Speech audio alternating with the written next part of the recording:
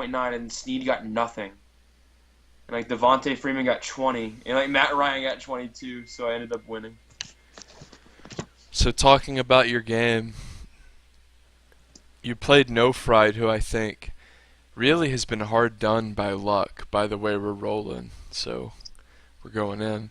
But I think No Fried has had some bad luck, and I think that No Fried getting 0 from his tight end Antonio Gates is really in a bad spot now at 0-3. What do you Yeah. think? Now that he's out, no, I mean, now that we're out of the division games and we're moving into out of conference games, I think it's going to be really tough for some of the teams that are out there because the division is really the time to kind of beat up on the weaker teams in your division if you can. I mean, I know it's really all luck, but I mean, whenever you get in these outer division games, I mean Spencer, I mean there's some good teams out there. I mean, I played Clap for Bacon this week. I mean, the Commish. So I don't know. It'll be interesting to see how he handles the rest of the season. That means after starting off 0-3, because like you said, he's had some really bad luck. You should have fixed your webcam. I can't see anything but the top of your head. Oh, I'm sorry, sir. Okay, so last week, of course, you took down No Fried in a close game. Your running back, Matthews, really shit the bed. I mean, Philly looked awful. What do you think is up with Philly, man? Or no, excuse me, Pittsburgh looked awful. But Matthews got you -5. That's kind of bizarre. Negative .05, but Yeah. I mean, I read the report afterwards. He's had an injury that has kind of limited him recently, and the other running back, I forgot who it is for them. It's Darren Sproles. Darren Sproles only got 2 carries as well, and then like that's what pissed me off is because their third string and fourth string running backs got like 15 carries each, and like you didn't see Ryan Matthews after the first quarter. And it was just like nothing was said about it. And it was just one of those like, oh man, I got really fucked this week. Like, he's one of those hit or miss players. Like we all know. I mean, ever since we've been playing fantasy, there's a lot of hit or miss players. So One thing I think that is worth noting is the trade that you did with Spencer is really looking good right now because DeMarco Murray puts up 20 plus, which is the gold standard for a running back. If a running back puts up 20 plus, I think you can't really hope for anything more than that. And he's a guy who I think, even though he plays for Tennessee, he's going to get his fair share of touches. So I think that was a good move for you and something that has been instrumental in your 3-0 start, especially this week. I mean, you had multiple players who didn't break the 10 threshold, which is usually the kiss of death, but you yeah, I pulled it mean, out. I had a really bad week, and I mean, I really got lucky with it. I mean, I honestly should have lost this, but like you said, that trade that I made with Spencer, I mean, it's looking good. I think DeMarco Murray is the 4th ranked running back in fantasy right now. I mean, he got me 21.5. I mean, and then the wide receiver he sent me, I think it was Devontae Parker or something like that, or it was a Miami wide receiver. He got like 11 points, and of course, we all know Adrian Peterson's on the IR for a while, so I mean that trade is looking good. I mean, Aaron did get a good defense. The Cardinals' defense is a solid. I mean, is a solid unit, and it'll get them a good, consistent, 7, 8 at least every time, if not like in the 15, 16, 17. So, I think Spencer got some good value out of it, but right now it's looking really good with DeMarco Murray on my starting lineup. If Adrian Peterson comes back at say week 12, does that mean that the trade is a win for Spencer, you think? I mean, it really matters. I mean, it depends on how DeMarco, or excuse me, not DeMarco, how DeMarco Murray and Devontae Parker perform. I mean, if they're still having a good, consistent season, and AP comes back and puts up some good points for AP, then I'm all right with that. I mean, that'd be good for Spencer. I mean, he put some risk in this. It's kind of a long-term investment, like you said last week in TWIF. I mean, I'm completely fine with that if the players that I received still are producing at that time. If not, then I'll probably be salty as fuck. But Okay, so let's move on. Moving from right to left, we had Bing Bong 2, Electric Boogaloo. the team of Cameron Watson versus Rampy. This was a bizarre game. It really was. If you basically the story of this game was Aaron was down by about 12 going into Monday night, and he had the ever consistent Ryan Fitzpatrick, so it was almost certain he was going to win. But Fitzpatrick had a horrific game. He threw 6 interceptions, completely shit the bed, actually got negative fantasy points as a quarterback, which is almost unheard of because of yards. 6 interceptions. 6, man. That is, and like, Ryan Fitzpatrick is a guy known for his consistency, so to have a game that terrible really bit Aaron in the ass. And if we look at Aaron's bench, he had a couple guys who went off on his bench, Doug Baldwin, Christine Michael, and I Yeah, the think Christian Michael one really hurt him. I think that's something you have to consider. And of course, you have to mention Greg Olson. The Panthers really shit the bed in Minnesota. They looked bad. The entire team shit the bed. That was just an embarrassing performance. I Who would have thought yeah. the Vikings would be, 3-0 with, Sam Bradford as quarterback and AP injured? I mean, their defense has to be recognized, though, as one of the best in the league. So, I mean, you can't blame Greg Olson on that. I mean, Cam Newton was sacked 4 times. I mean, threw 2 or 3 interceptions. I mean, it was just a filthy game for the Panthers. That's true. Like Italy in the Great Depression, Greg Olson really weathered the storm better than most. Kelvin Benjamin, who had been leading the league in fantasy points after 2 weeks, put up a goose egg this week. He was completely shut down.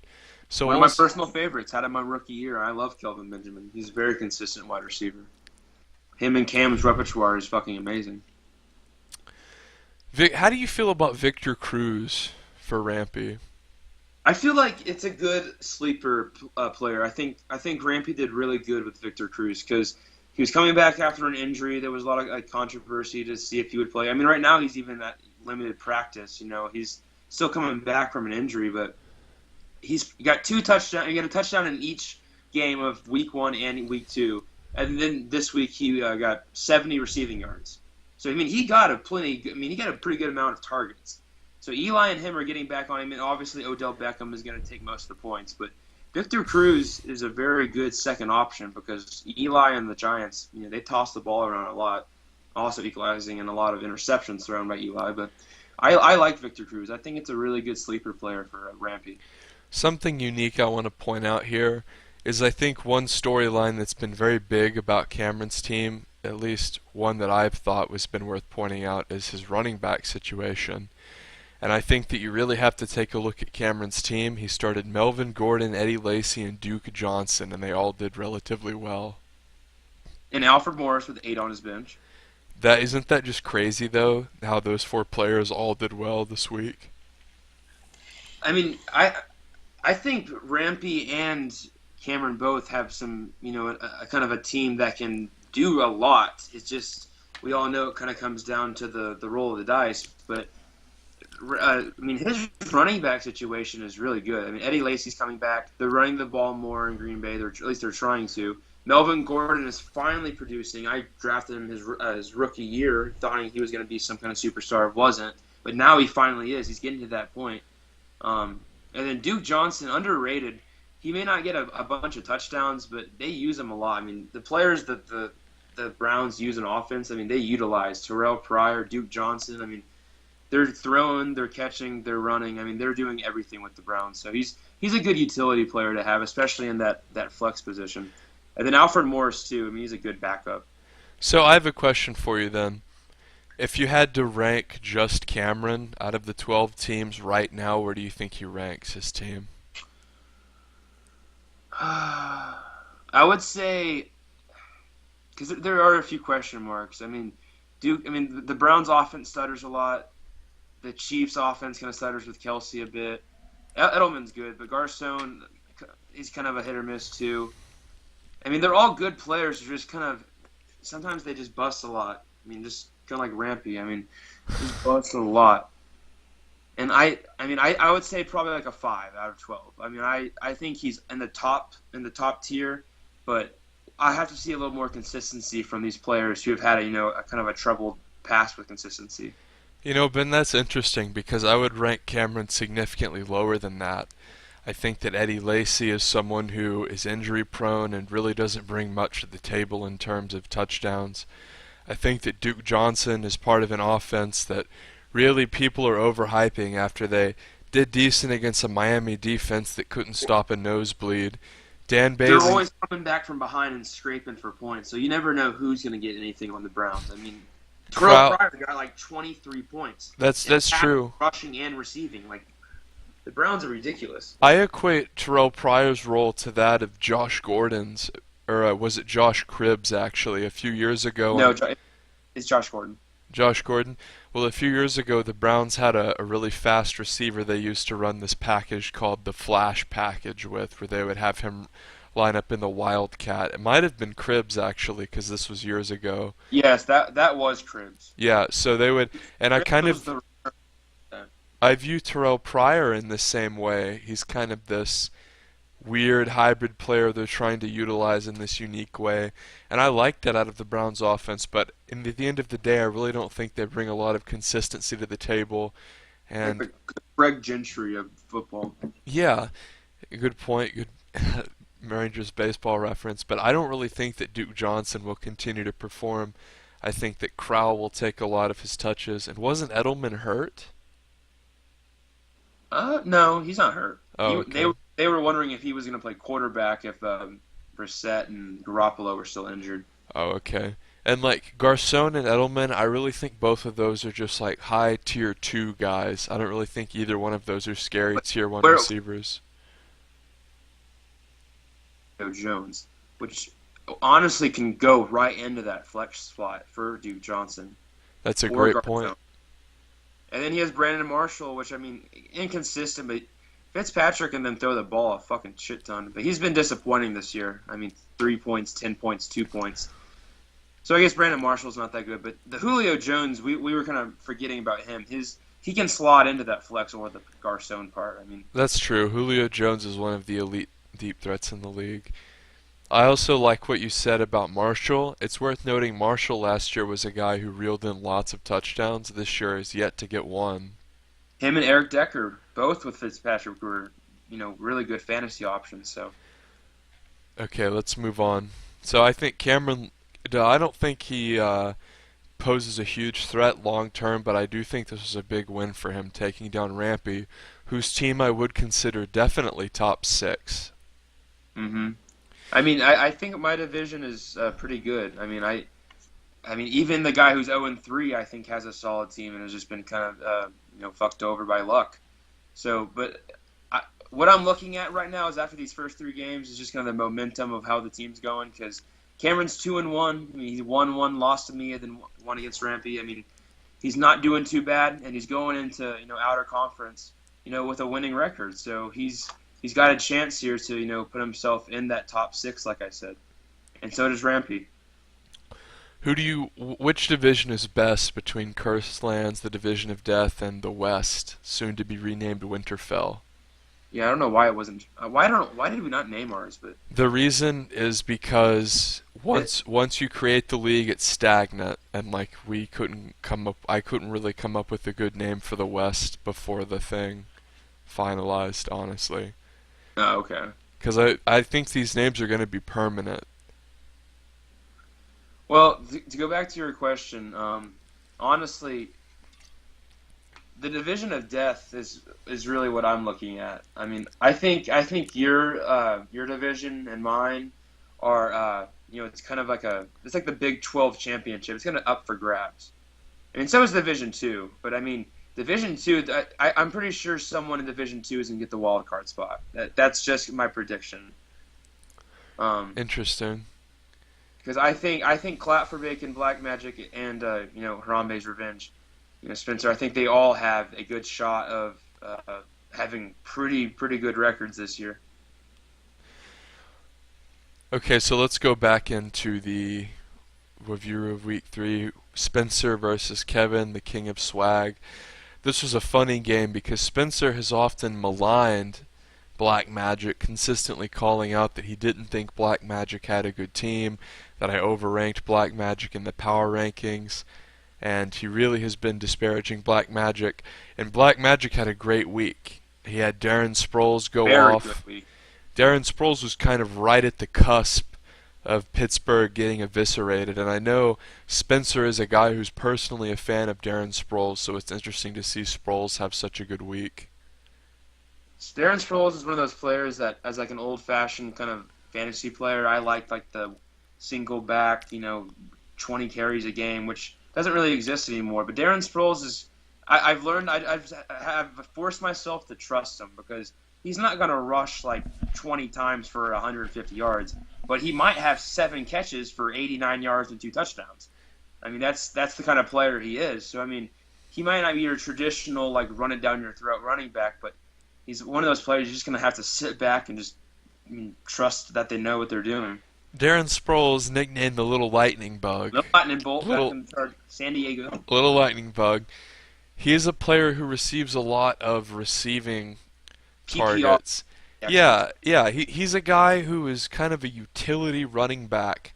Teams will use him in a unique way. They'll focus on delivering him the ball with the offense and a lot of screen scenarios. He's not really like a ground and pound type running back. But he's such an explosive player. Whenever he gets the ball, he usually does make yards. It's very rare for him to ever get negative yards. So, I mean, I honestly think he's one of the most electric players in the league, and I think the Eagles utilize him perfectly.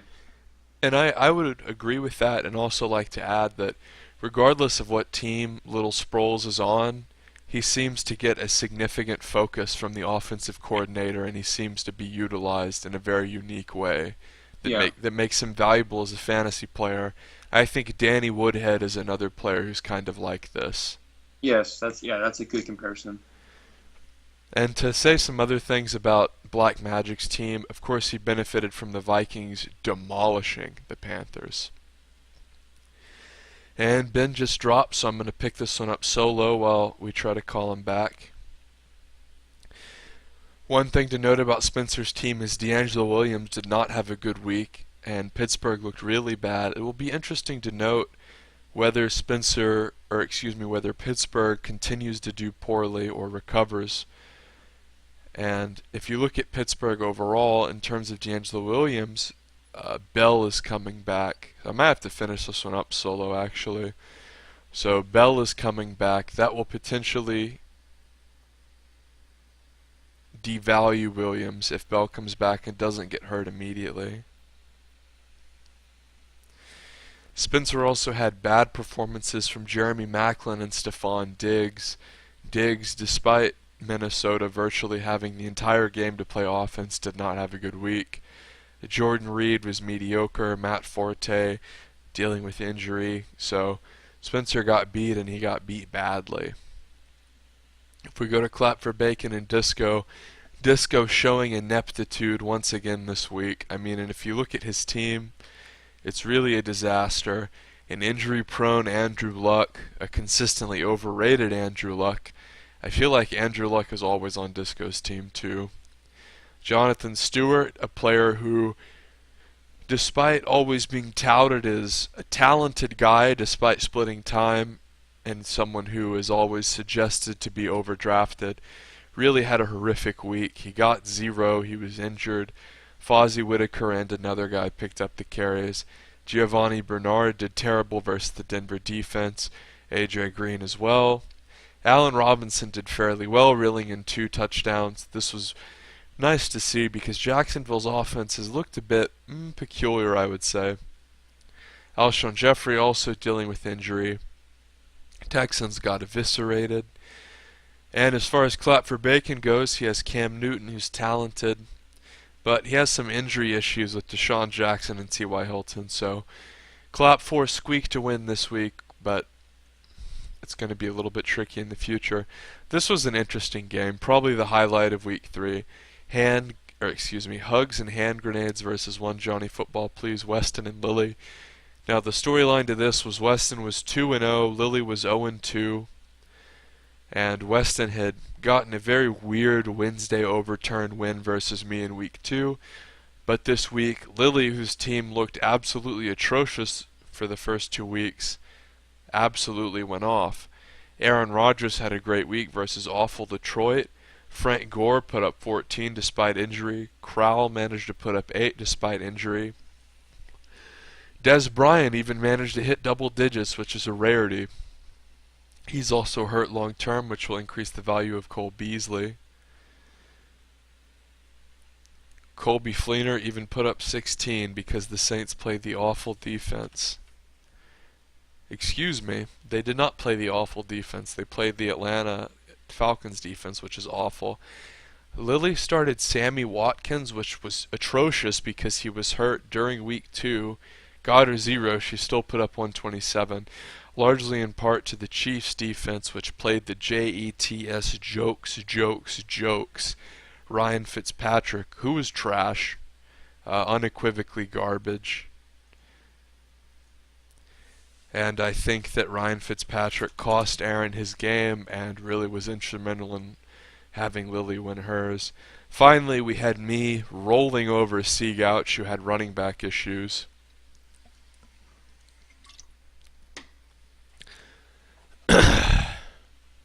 Trying to get Ben back on the horn here, sorry guys. He's having issues with his technology, but he will be back, the king of funny. He's 3-0, he deserves the guest spotlight. So if we talk about Seagouch and I, Derek Carr really did not do much, 11 points versus Tennessee. Eli Pussywillow did slightly better. Lamar Miller did Lamar Miller things despite the shutout, getting lots of yards. Carlos Hyde put up 24 points, nice to see Carlos Hyde do well. He even played in Seattle, which is often considered a very difficult place to play. And I would also note that Aaron Rampy, the guest of last week, and his name is tradition of losing in the Fantasy League, won in terms of predictions because he did predict Carlos Hyde would do well, which he did. Jordy Nelson also did well. 22 points, 2 touchdowns. Landry also did well. 19 points, he had a touchdown. So the receivers of Lemon Dogs are getting their fair shares of touchdowns. Of course, Kelvin Benjamin was atrocious this week, getting 0. But Lemon Dogs didn't really need that so much because of the 2 primary receivers. Doyle did pretty terrible, actually, as he's known to do. Well, I guess that's average, but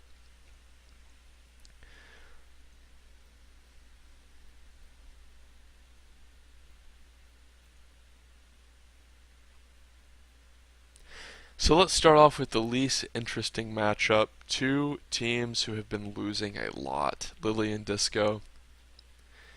Matt Stafford versus Andrew Luck. If we look at Andrew Luck injury-wise, he's probably going to play, and he's playing Jacksonville, but Matthew Stafford's playing Chicago, so I give the edge to Matthew Stafford, and we have good news, the King of Funny is back. The King of Funny returns. Ben, we have just started the week preview. I wrapped up last week's games very concisely for us. Now, Alright, sorry about that, y'all. You should turn your ringer off because it's really loud in the mic from whatever it was. That dinging noise. AB and I used to get that all the time when he played RuneScape, but your webcam's off now, by the way. I know, I'm changing the ringer. There's no ringer thing on the... Okay. I'll just start things off while you fix that. I started with the least interesting game first, so Disco and Lily. Jonathan Stewart is a player who is consistently overrated and is injured, but he's also facing off against Frank Gore, who did very well last week, and I think is a player who is pretty good because the Colts, I think, have a commitment to the run that some teams don't really have. But I have to edge Gore here because Jonathan Stewart really isn't good for fantasy football whatsoever. Yeah, I agree with that. I think Gio Bernard will outperform Crowell because Gio plays awful Miami. What do you think? Oh, yeah, I'll go Giovanni just because I watched that Colts game, or not the Colts game, but the Bengals game. He did a very good job. Against a tough. I forgot what defense it was against, but it was a good defense. But Playing against Miami, their defense is so porous, and Washington's defense for Corral is going to be hard because Washington has a good defensive front. So their secondary sucks, but they have a good front seven. So I'm going to definitely go with Bernard. Okay. Des Bryant, A.J. Green. I mean, A.J. Green's playing one of the worst defenses in the league, Miami.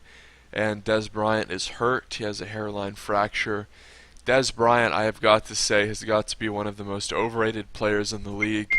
He consistently gets injured every year, and he's really done nothing this year. I'm pretty sure he's only had one double-digit. Oh no, he's had two double-digit games, just barely eclipsing 10 both times. But he did nothing in Week 1, and now he's hurt. What do you think of Des Bryant as a fantasy player, Benny? I think as a fantasy player, he's inconsistent, obviously, so with the injuries and, the quarterback issues. Romo has been injured all the time, so they had 4 different starting quarterbacks last year. So, it's tough. I don't think it's all on him. I think physically he is one of the best players in the league. I think physically his talent is really good. But when it comes to fantasy, talent doesn't always transcend, doesn't always just kind of transfer over into, more points. And I just think he's been kind of put in a bad situation. He's injury prone, just like everyone on the Cowboys apparently. So, but as a fantasy option, he's the most wishy-washy player. You can get 14 one day and get 3 the next. Yeah, I've been known to draft him in the past. I like him in real life, like in the NFL. I think he's a explosive player, but you brought up a lot of good points. The one I'd like to focus on is the quarterback issue. Honestly, Dez and Romo kind of synergize well together, and I think that They do. Jason Garrett has put a specific focus on trying to build Romo and Dez's chemistry.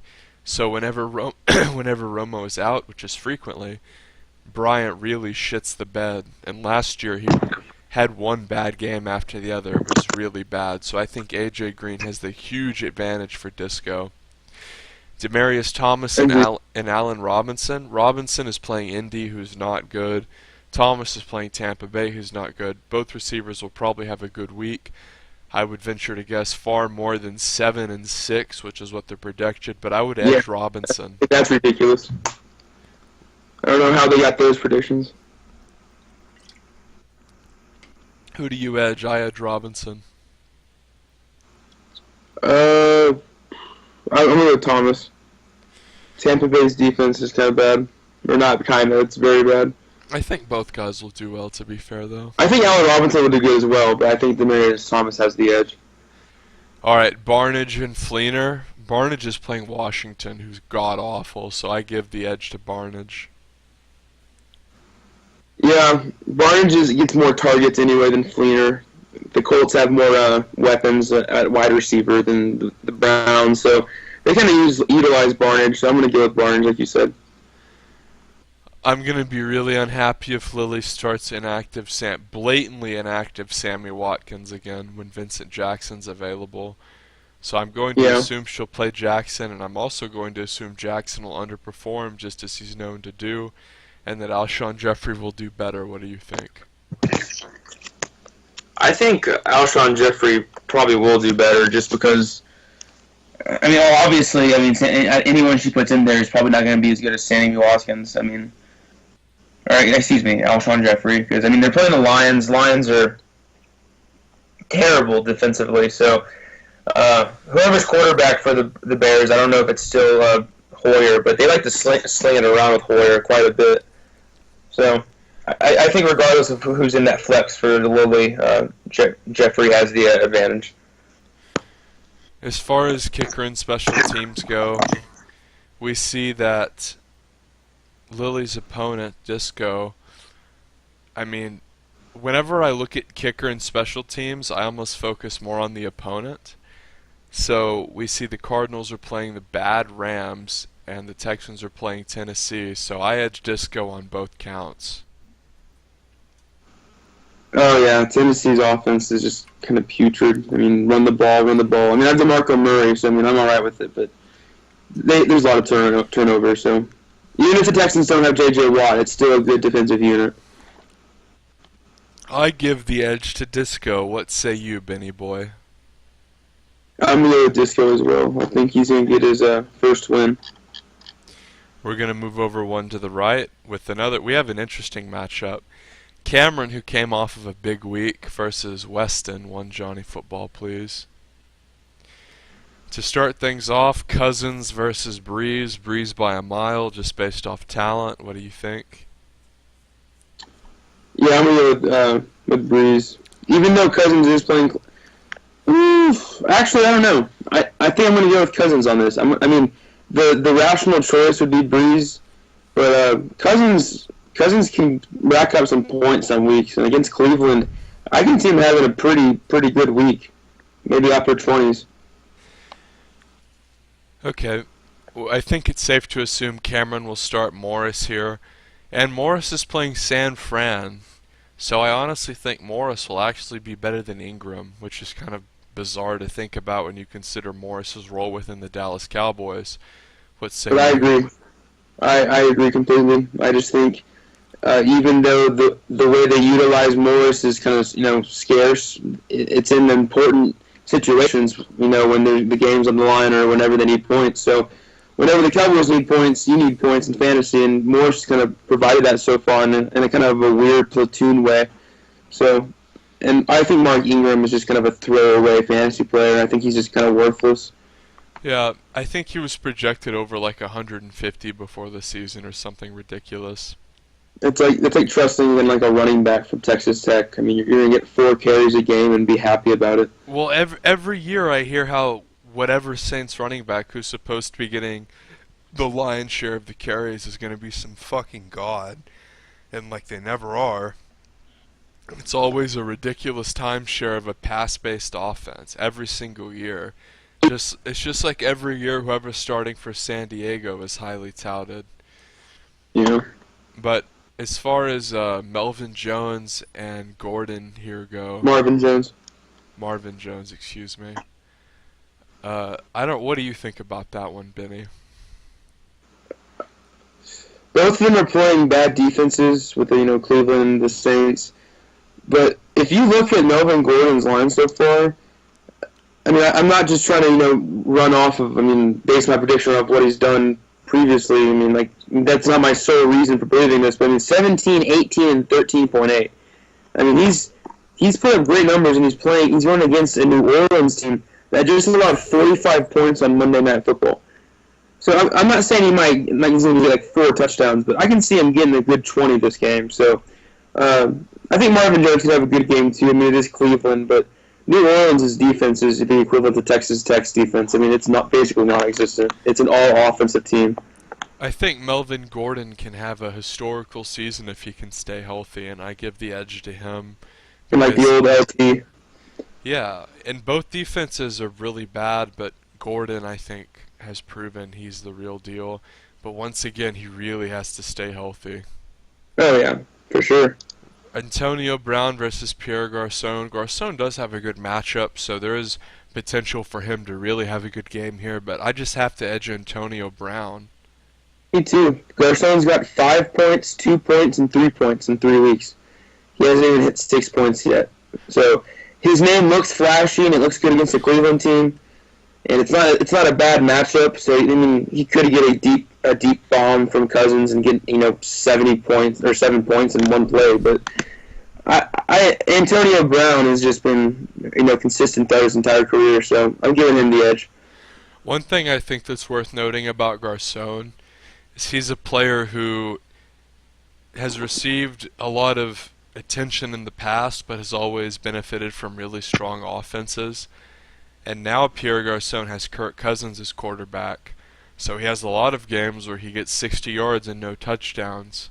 And they also have Deshaun Jackson. I mean, he's not even the number one wide receiver on the team. So exactly. So I think with Garçon, and the way I look at Pierre Garçon, Ben, is like, okay, he's probably going to get like 6 to 8 points.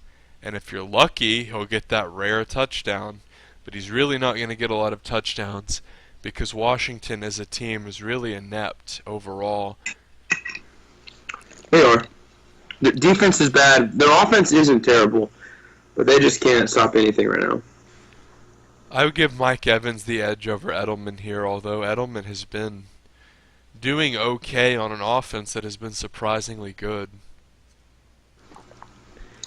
Yeah, Mike Evans has been great this season. Edelman is a great player, one of my favorites to watch, just because he's such a they utilize him in every way possible.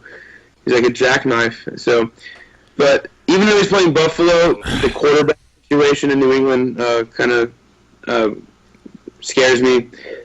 If it's Garoppolo, I can see him getting points.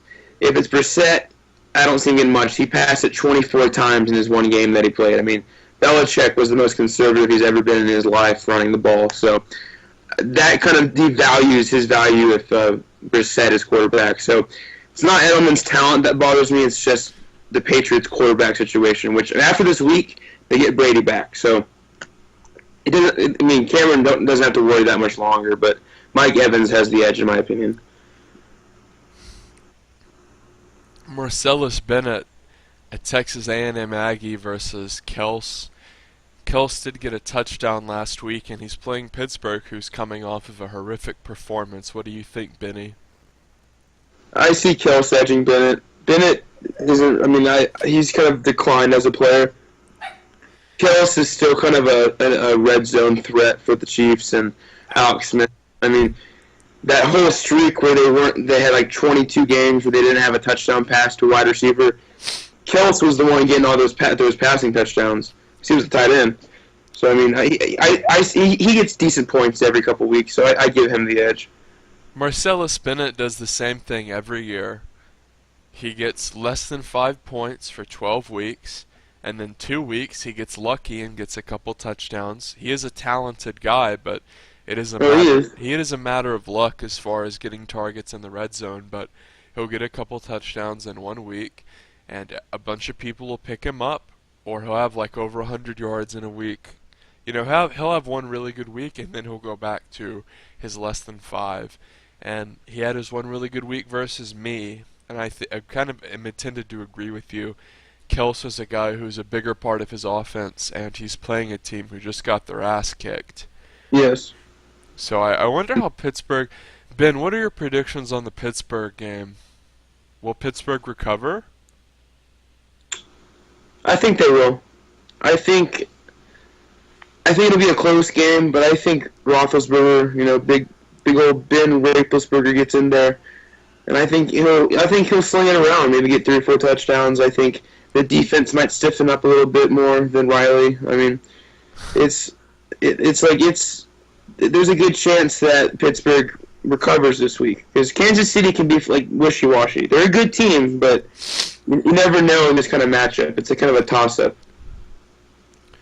Duke Johnson versus Fuller. Duke Johnson has a really favorable matchup, so I'm going to favor Duke Johnson here. Also consider Crowell was kind of struggling with a little bit of an injury. I think Duke Johnson really hasn't performed much. The most points he's got is 8 this season in a week. I think he still has potential, and I think he's a good player. But we'll see how that favorable matchup goes because Cleveland's offense is just a shit show every week. You don't know what you're getting with it. I mean, it might be good. I mean, Cody Kessler didn't look bad. I mean, he looked like a good quarterback, so that could open up the running game a bit for Duke Johnson. And I forgot the other running back's name, but him as well. Crowell. Crowell. But Fuller's been really good. He had a dud last week, but talent-wise, I think Fuller is pretty spectacular, and I think Tennessee's going to be focusing on DeAndre Hopkins a little bit more. So I think Fuller might have the opportunity to have a good game.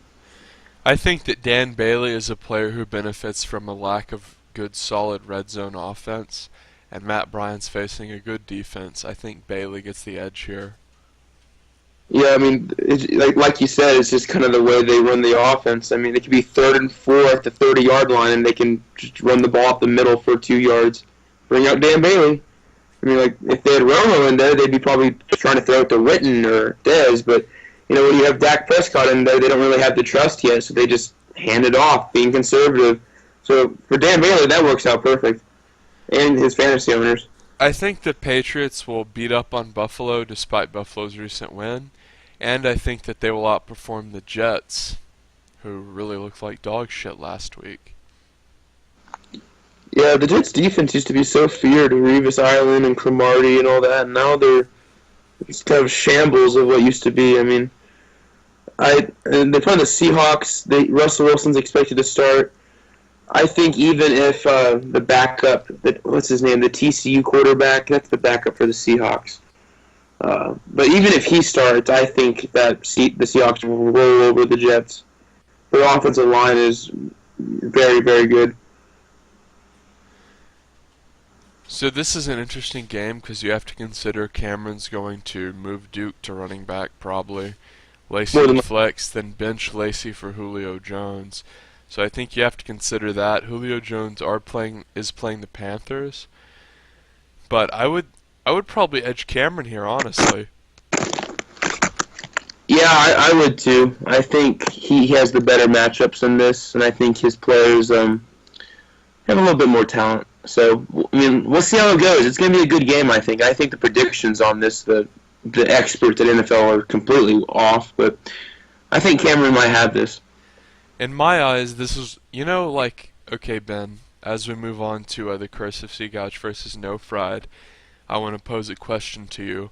Whenever you're watching football on Sunday, the way I look at this is oftentimes there's fantasy matchups that are actually interesting. Usually it's like 1 or 2 games a week that are worth watching.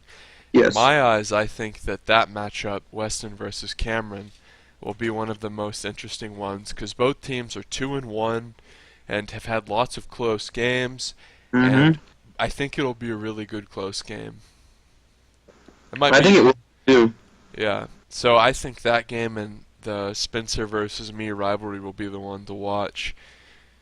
Now we have to preview another game between two teams with very low winning percentages. Seagouch and No Fried. I think Andy Dalton will do very well versus Miami and outperform Russell. What do you think? With Russell's injury, might be a little bit hampered. I'm going to give the advantage to Dalton against a shady Miami defense. Yeah. I think Forsett will outperform Devote Freeman, who has, Forsett's been fucking garbage, but Devote's playing Carolina. What do you think? Carolina's defense, I think, will keep Freeman in check, but I think Freeman can maybe get a goal line touchdown or something. He gets a lot more opportunities than Forsett. True, but Freeman also gets cock blocked by another running back for touchdowns. Kevin Coleman. Ezekiel Elliott is going to run all over the San Francisco 49ers. So I give him the advantage. No question. There's not even a debate on that. And we also have to consider that Seagouch is a team that has a lot of running back problems. Bell is still out for 1 more week, right? Looking at marijuana, yep. So what I don't understand with Foster out is who is Seagouch going to plug in? Rawls isn't really doing shit. He's also dealing with an injury. So Seagouch is really in dire straits here. Steve Smith has an injury.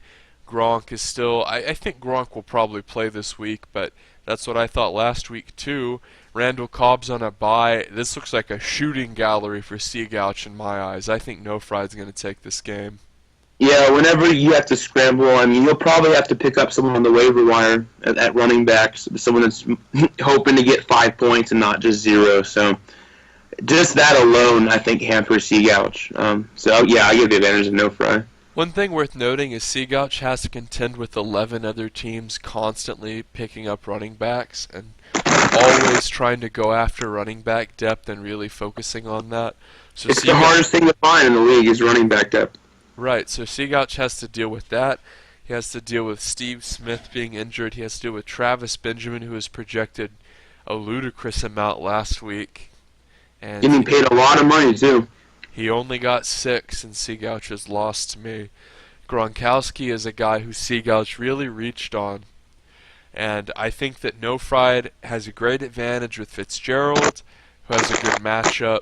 Snead, No Fried doesn't even look good. Gates is hurt, Snead is hurt, but I still think he'll beat Seagouch with ease. No Fried looks bad. He's 0-3, but I think No Fried kind of has had some bad luck, whereas Seagouch, if you look at his team, it's a real shit show. It really is. Seagouch will look better next week when Bell comes back. I think Seagouch is pretty much basing his whole season on Bell coming back, especially with Forset's lack of talent. But this week, Seagouch really looks like he's screwed. Well, look at No Fried's bench. He has 4 players that are out. That's true. Jeremy Graham, Shane Vereen, Tom Brady, and Kyle Aiken. So, I mean, Tom Brady and Jeremy Graham, and Shane Vereen too, I mean, they can all have an impact later on. And Brady comes back after this week. I think Graham comes back soon. I think Vereen just got hurt, so he might be out for a while. Yeah, he's on the IR, so, which is a shame because Vereen's a very good, solid player for the Giants. But, yeah, I think No Fried still has this just because Christian's team is a dumpster fire right now. Yeah. See, if Seagouch can win this, it will be a big deal. But I really see Seagouch going down 1-3 here. Mm-hmm. Here we have Clap4 versus you. Clap4, of course, 2-1. So he's doing better than some expected. He is. How do you feel about CJ2K? Chris Johnson. He's bad now. I think he's like second or third string. I liked him whenever he first was on the Cardinals because he got a lot of carries, but now he's fallen down on the pecking order, and he's not. He's projected 2.4. I mean, that's the most accurate projection I've ever seen NFL give. I mean, he's he's a dud every week basically. David Johnson is taking the majority of his carries, and I think that's really affecting his output. And Andre Ellington too. When you compare him to DeMarco Murray, someone who's gotten over 14 every week, I think Murray has the clear edge. Oh yeah, Murray against Houston. Yeah, the Houston defense gives him a tough matchup, but I still think that he can scrape up a little bit of points. We have the quarterback mirror matchup here. I'm going to edge Cam Newton because of rush yards plus receiving talent plus defense talent. What do you think? I think Matt Ryan outperforms Cam Newton, and I'm not trying to be biased, but the Falcons are one of the most impressive teams that have been so far in the league. I mean, they're 3-0. I don't know. Actually, they might have been 2-1. I don't know. I thought they were 3-0, but they've looked really impressive. Matt Ryan's thrown 7 touchdowns and 1 interception in 3 games. They're 2-1. They lost to Tampa Bay in the opening week. That's correct. You're right. But I still think they look really good. A lot better than the Panthers looked against the Vikings. So I don't know. This is kind of a toss-up because Cam Newton's such an explosive player. So I'm still going to give it to Ryan though by a slight edge. Okay. C.J. Anderson had 2 great opening weeks, but fell off a bit in his third. I give him the edge because Detroit's not really looking very good, and C.J. Anderson's playing Tampa joke. Yeah, Theo Riddick is one of those Darren Sproul-like players. He's more of like a PPR receiving type guy. He's not Andre Abdullah or whatever, like Abdullah, the main running back, got out for the year, so they have some rookie doing the main runs. So Riddick's just kind of a utility player. C.J. Anderson's playing a leaky defensive line in Tampa Bay, so I think C.J. Anderson runs all over Tampa Bay and has the edge in this matchup. Here I think we see a huge problem for Clap4. His 2 best receivers are dealing with injury issues, and if we look at his bench, there's not a whole lot there. Only Torrey Smith, who is a player on an atrocious offense. So I think that Clap4's opposition, you, has a disgusting advantage in receiver 1 and 2 spot. Every time I see the Hopkins Cooper just right next to each other, it makes me extremely happy. I mean, it's such a beautiful 1-2 punch at wide receiver. Even if a team that has other good wide receivers against me, I mean, I'm very confident that the Hopkins Cooper, especially when his 2 best players his 2 best wide receivers might not even play. So I think that alone gives me an advantage. If I had to venture a guess, I would say that he'll just flex Charles and move Crabtree up to replace one and then pick one up. But even then, Amari Cooper gets more targets than Crabtree, so I would give Cooper the edge there. If we You look, never know, though. Crabtree sometimes does get more targets, so it'll be interesting to see. so what are you going to do at tight end, Ben? If Delaney Walker doesn't play, you're just going to pick someone up? I already picked someone up. Oh. Well, he has Kyle.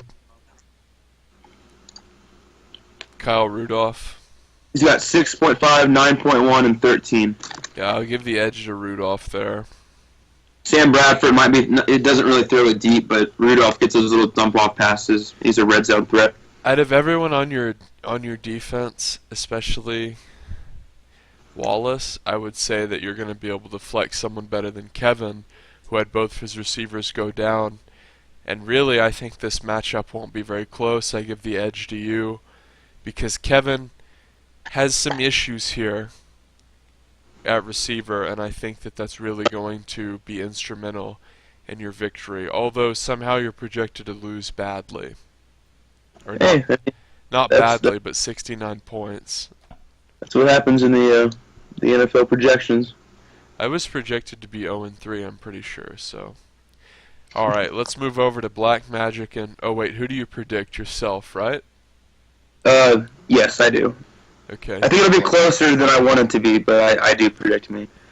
We have Rampy and Black Magic, two solid teams, I would say. Black Magic is a team that's received a lot of criticism from Spencer, and Aaron's team is a team that I think is somewhat consistent and has some depth on the roster. It does. Ryan Fitzpatrick is consistent despite his atrocious week last week. But Phil Rivers plays the god-awful New Orleans defense. I edge Rivers here, Benny. I still say Rivers throws some picks, but I think Rivers still throws probably 3-4 touchdowns against that defense. So, advantage Rivers. The little lightning bug, Darren Sproles, despite his great week, is on a bye. Doug Martin will be a replacement probably. But isn't Doug Martin injured, dude? He was inactive for the last game, so they haven't said anything for this week. It says so more than likely out. Martin has already been confirmed as out for multiple weeks due to his hamstring. So yeah, hamstring. I think Black Magic's in trouble. He has Jeremy. Just off that alone, yes. Jeremy Hill did well last week, and Jeremy Hill will probably actually do well this week. The story of this game will probably be how well can Jeremy Hill carry Black Magic. Because tradition of losing. If he doesn't, it might be it. Because look at Rampy's running backs. He has LeGarrette Blunt-Blowin, Todd Gurley, and Christina Michael. So it looks like Rampy has an absurd advantage at running back here, Ben. Rampy's team scares me sometimes. It looks very, very, from top to bottom, very, very solid. Blunt has gotten over 10 points every week. Greg Olsen has a good matchup versus Atlanta. Victor Cruz. Christian Michael literally is the savior of the team, too. That flex, that third spot right there, someone that can get you a good 10 to 15 points every week, and a team that runs the ball a lot, that could help Rampy, maybe get pretty far in the playoffs. I think that Black Magic has to rely on Hill going God mode against Miami to carry him to victory. I edge Rampy here. Yeah, Amendola's trash. Beckham's good. Witten's old. Hearns is inconsistent. Obviously, I think we know Rampy here. Okay. Yeah, Hearns hasn't broken 10 all year. He was a guy who was touted as a real... He's a good player, but Bortles is just doing terrible. Alright, let's move on to what I would say was probably going to be the most interesting match of the week, or at least the biggest rivalry of the week. Spencer versus me. Now, Ben, what do you think about this rivalry? Because historically, I've won it more, despite Spencer doing better overall. So what do you think about this rivalry? I think it'll be interesting. Like you said, you won most of these matchups against Spencer. But Spencer kind of goes on and is more successful down the road in the playoffs and the regular season. So I'm kind of interested to see how it goes this time around. I mean, it's kind of like college football. You always have that one rivalry week that you're looking forward to, and this is definitely one of them, especially for you two, because it's a pretty good matchup. All right, Ben. So start us off. Go player by player. What do you think, buddy? Derek Carr, I absolutely love. I think he's a great player. I think fantasy-wise, he's on his way to being in the top division. He's on his way. Blake Bortles, another young quarterback against the Colts defense. Bortles just like Aaron said in the last TWIF. I mean, Bortles just likes to turn the ball over. I mean, it's like he just loves throwing interceptions. Whenever there's 2 minutes left and they're trailing and they're trying to get a field goal, you can almost promise that he's going to throw an interception on the final drive of the game. I mean, it's just the most consistent thing in the NFL right now. So Derek Carr, I think, for you is, even against the Baltimore defense, I think Derek Carr is mature enough to handle it and scrape you out a good 15 or 16. I think I also give Derek Carr the advantage here. Do we have? Or you're going to say some more? No, go ahead. Go to the running backs. Lamar Miller, the running back for Houston, playing Tennessee against Matt Forte for the Jets, playing the Seahawks. Forte's been kind of he's injured right now, and he's been inconsistent with the Jets. I like Lamar Miller, a Houston team that's trying to be a little bit more conservative, not make Osweiler throw the ball 50 times a game. As a Tennessee defense will be tough, but just like Carr, maybe he can scrape out a good 10, 15 points. So I think Forte is just injured, inconsistent. I'm going to give the edge to Miller here. I think if Forte is at 100%, he'll do better, but you can always count on Miller to get a lot of touches in the Houston offense. So I'll edge Miller here because of the inconsistency of injury here. And Carlos Hyde is playing Dallas, whose defense is terrible, but Duke Johnson is playing the Rams. What do you think here, Ben? This is a really interesting matchup because I think in this third row here, I think we can see some 20s and 30s on both sides. I think both of these players, Carlos Hyde has scored 20 points twice. Duke Johnson, I think his minimum amount of points has been 16 or 17. Both these running backs are playing terrible defenses. The LA one really catches my attention because, LA's defensive line is just so bad, and Arizona's offensive line is just, it's impressive. So,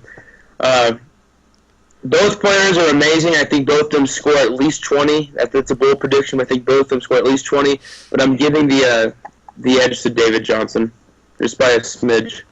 I would agree. I think Johnson is playing a very bad team, and even though Hyde is playing a bad defense, I think that Dallas' defense can hold up a little bit more, I think, than LA's.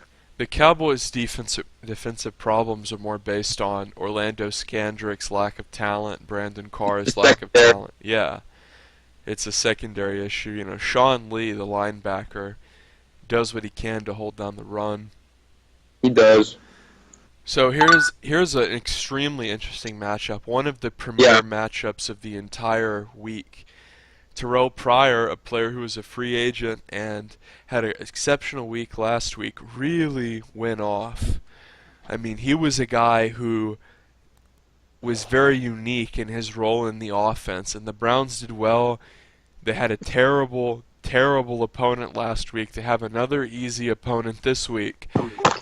But then on the other side of the coin, we have Cole Beasley, the Cowboys' number 2, who's part of an offense that's consistently proving every week that it's pretty good, and Dez Bryant's injured. So what do you think here, Ben?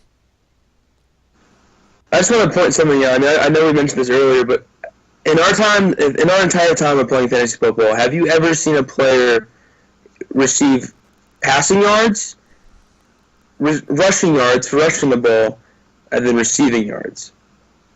That's what Terrell Pryor did this past weekend. He literally was in all three facets of the offense.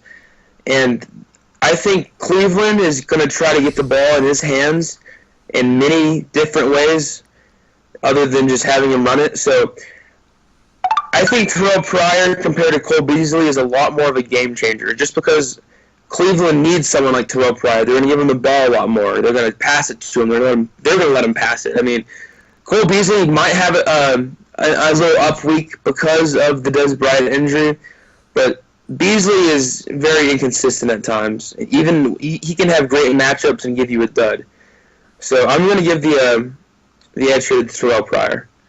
I'm actually going to go for Cole Beasley here because I think San Francisco's offense is really bad.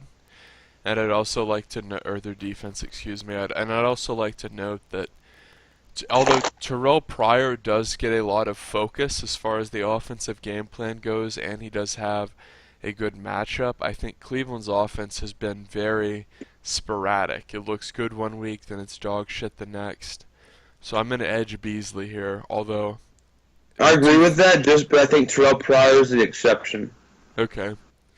Here we have Landry, who's questionable, but I'm almost certain will play, versus Stephon Diggs, who's playing a bad defense and had an exceptional opening 2 weeks. What do you think? Well, Stephon Diggs, I had him at one point, but I dropped him. But he has had a really good season. I kind of regret it. But wide receivers, you can kind of let them go. It's not like running backs on the waiver wire. But Jamaris Landry has heated up as well through the weeks. Tannehill's kind of gotten eyes on him for a bit. But I think, this is a tough one. And my mind or my heart wants to say Diggs because he's playing the Giants, but I'm going to have to actually go with Landry on this one. I know Cincinnati has a tougher matchup, but I just have a feeling that Landry can get a good touchdown, can get a long play. I think he's an explosive player, and I think it's going to be a high-scoring game as well against Cincinnati. So even though Diggs has that good matchup against a shaky Giants secondary, I'm going to give it to Landry. I think that the Miami Dolphins looked better last week, and I think that Landry will play and he will outperform Diggs, who looked significantly worse last week. And I think it's worth noting that Miami, as the season goes on, is looking better and more consistent. Here we have Jordan Reed versus a terrible team, and Croft, who will start if effort doesn't. Clear advantage to Reed here, who gets a lot of targets. What do you think?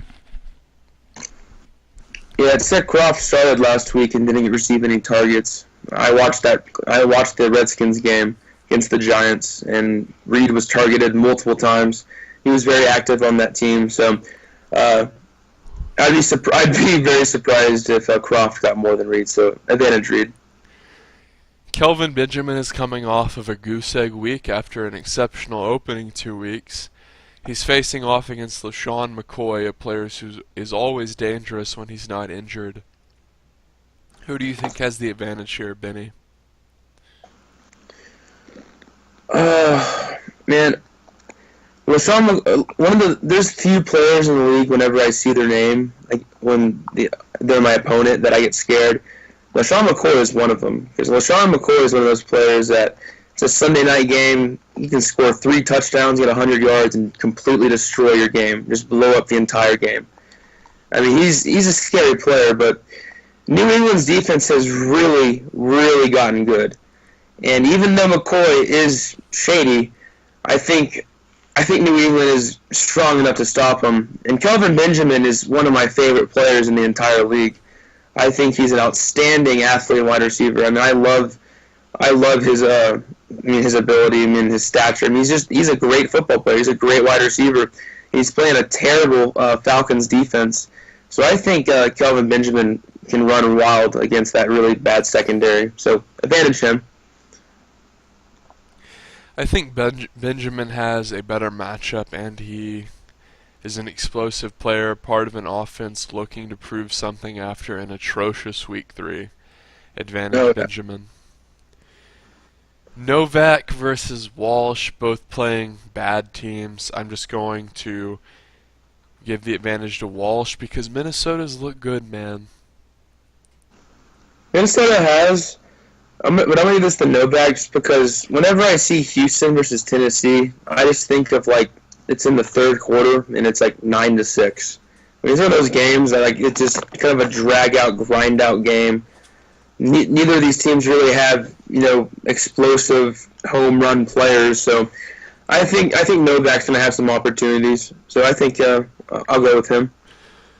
And the Panthers are playing Atlanta, who has a good offense, and the Cardinals are playing the Rams. I edge the Cardinals here. Yeah, I would have to go with the Cardinals as well. The Case Keenum, Evelyn Wiley alone.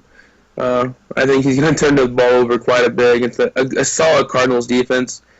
And the Panthers defense, they're not bad, but they're not good. So I mean, they're kind of just an average defense in my opinion. They can make some plays, but at the same time, they're going to allow some points. So I'll give the advantage Cardinals. So who are you going to give this rivalry edge to, Benny?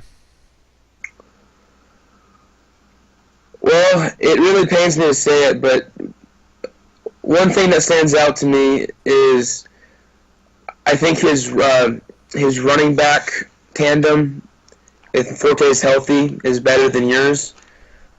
Just in this matchup, in this situation, I for some reason I'm really digging the Pryor pickup. That's such a really good move by Spencer. I was wondering who was going to pick him up after watching him this week. I'm glad someone like Spencer was savvy enough to get him.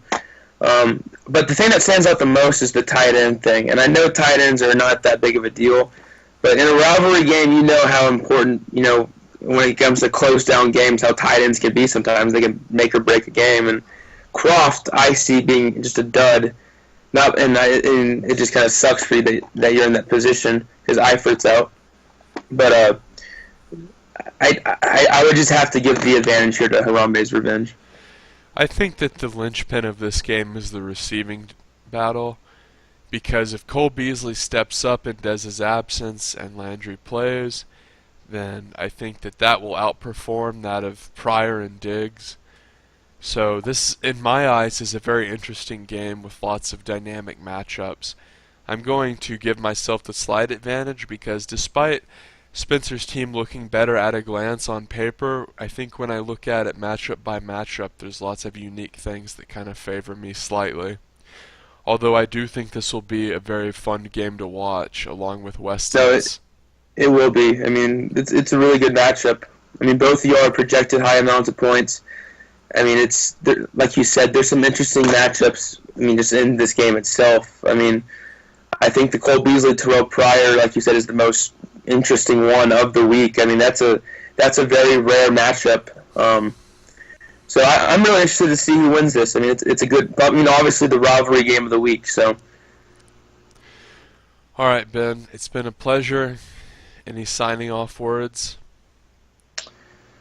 I'm going to try to stay humble for a while. I'm 3-0. I don't want to start talking shit. But if I keep that one streak going, I might start picking it up a bit. I might start talking more shit on that chat. But Fantasy Genius, just lets his computer draft for him and then picks up shitty players in the off season like always. But it's a pleasure. Thank you for letting me come on. I love the TWIF tradition. So. All right. Signing off here. Make sure you like, favorite, and comment on the video, and make sure you subscribe.